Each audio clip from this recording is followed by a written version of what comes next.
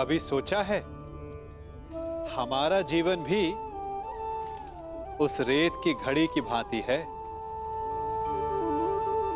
जो रेत नीचे गिर चुकी है वो हमारा अतीत है, जो अब भी ऊपर है वो हमारा आने वाला भविष्य है, और वर्तमान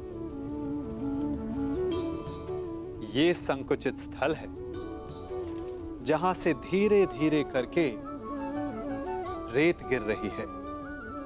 अर्थात हमारे पास जीने के लिए यही एक क्षण है। उसका उपयोग कैसे करना है ये हम पर निर्भर करता है। जो बीत गया उसका दुख मनाना है, या जो भविष्य में होने वाला है उसकी प्रतीक्षा में क्रोध करना है। सब कुछ करने के लिए यही एक क्षण है। प्रसन्न रहना है तो उसके लिए भी यही एक पल है। प्रतीक्षा करते रहोगे तो ये पल भी भूतकाल में बदल जाएगा। इसलिए आनंद के लिए, परोपकार के लिए प्रतीक्षा ना कीजिए। आपके पास जो पल है उनका भरपूर सदुपयोग कीजिए, क्योंकि इस घड़ी को पलटकर आप फिर से समय अवश्य गिन सकते हैं, परंतु अपना बीता हुआ समय आप वापस नहीं लौटा पाएंगे। महारानी, सम्राट नकुल सहदेव को हार चुके हैं।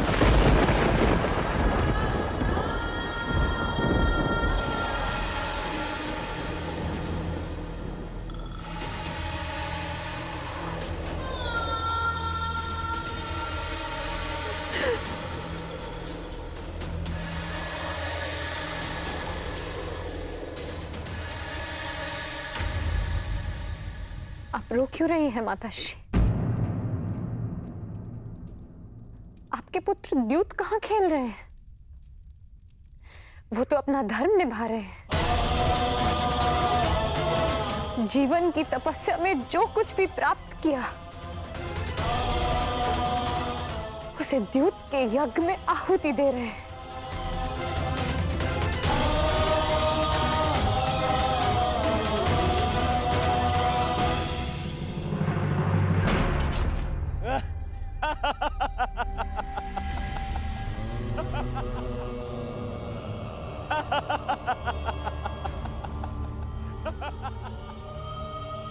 सम्राट, लगता है भाग्य इस समय आपसे 2 पग आगे चल रहा है।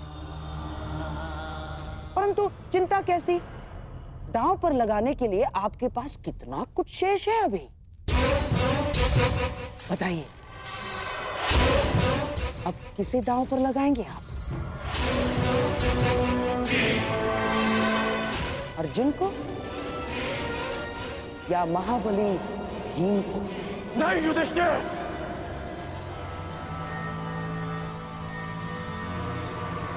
अब और नहीं।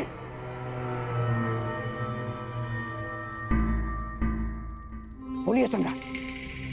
किसी को नहीं। ये खेल मैं रोकता हूं।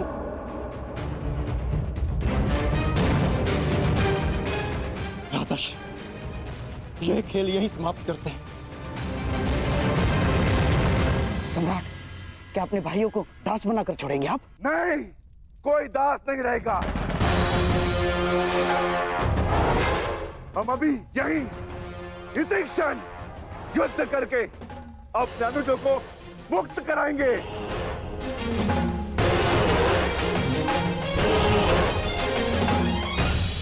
इस युद्ध का, मामा शकुनी का और इस छल का अंत होगा अभी, इसी समय।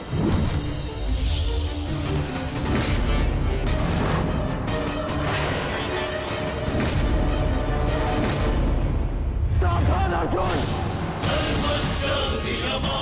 इस भांति सभा में शस्त्र उठाना उचित नहीं। तो जो हो रहा है वह उचित है। बस अब इस समस्या का एक ही तरण है, युद्ध।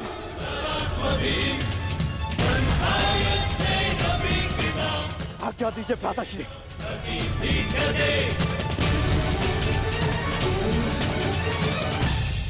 वाह सम्राट वाह, मेरे ही घर में आकर मेरी ही सभा में युद्ध के लिए ललकार रहे हैं सम्राट। आपको खेलने के लिए किसी ने विवश नहीं किया था, और जब हारने लगे तो अपने अनुजों को अस्त्र उठाने के लिए उकसा रहे हैं आप।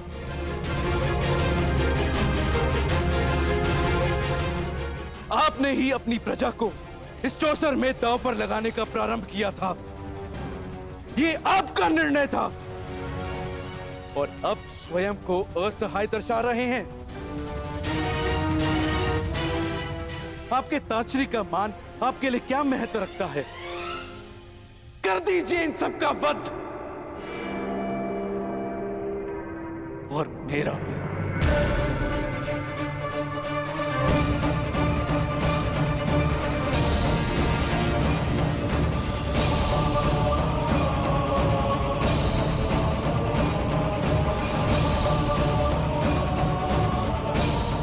हम ऐसा कुछ नहीं करेंगे ताश्री।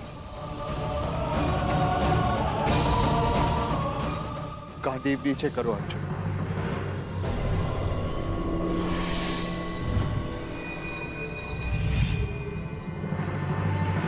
हम बस यहां से जा रहे हैं।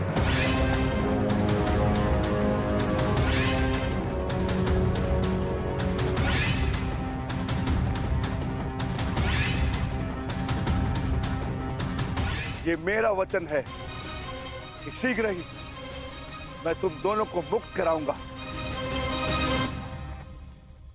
इस राजसभा में न सही, युद्ध भूमि में सही।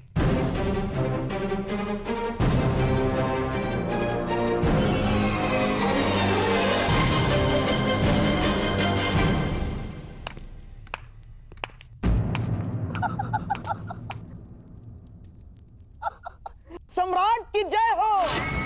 क्या बात है सम्राट, अपने सौतेले भाइयों को इस लालच में दांव पर लगा दिया कि इंद्रप्रस्थ जीत जाओगे,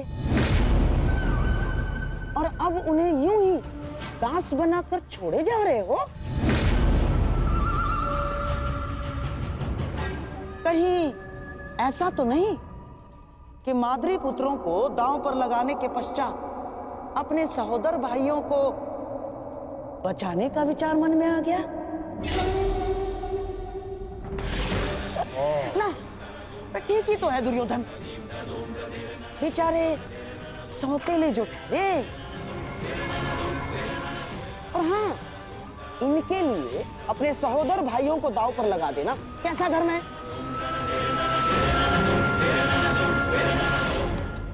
ऐसी सोच। हाँ?